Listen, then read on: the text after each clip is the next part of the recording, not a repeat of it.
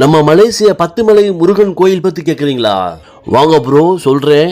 இது வெறும் கோயில் இல்ல பாஸ், நம்ம அடையாளம். மலேசியான்னு ஒண்ணு இல்லாத காலத்துல பிரிட்டிஷ்காரங்க ஆட்சியில இருந்த நேரம் நம்ம தமிழர்கள் நிறைய பேர் மலேசியாவில் ரப்பர் தோட்ட வேலைக்கும் ரயில்வே வேலைக்கும் பிரிட்டிஷ் அரசாங்கத்தால இந்தியாவில் இருந்து மலேசியாவிற்கு குடியேறினாங்க.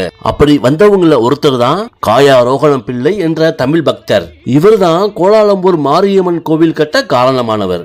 அவருக்கு ஒரு நாள் இரவு ஒரு கனவு வந்துச்சான். அந்த சமயம் கோலாலம்பூருக்கு பக்கத்துல கோம்பாக் மாவட்டத்துல ஒரு பெரிய சுண்ணாம்பு மலை இருந்துச்சு.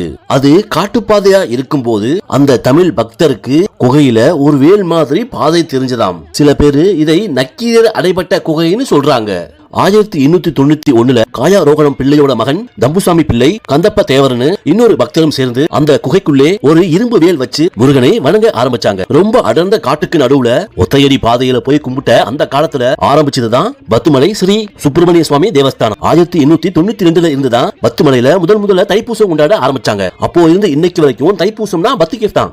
மலை மேல அந்த குகை இருந்ததால கரடு முரடான பாதையில ஏறது ரொம்ப கஷ்டமா இருந்துச்சு. 1920 தான் அங்க கற்கல்ல படிக்கட்டு போட்டாங்க.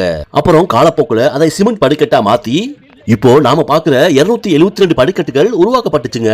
அந்த படிக்கட்டுல ஏறது ஒரு எக்ஸசைஸ் மாதிரி தாங்க இருக்கும். ஆனா மேல போய் அந்த முருகனை பார்த்தா சோறு பறந்து போயிருங்க.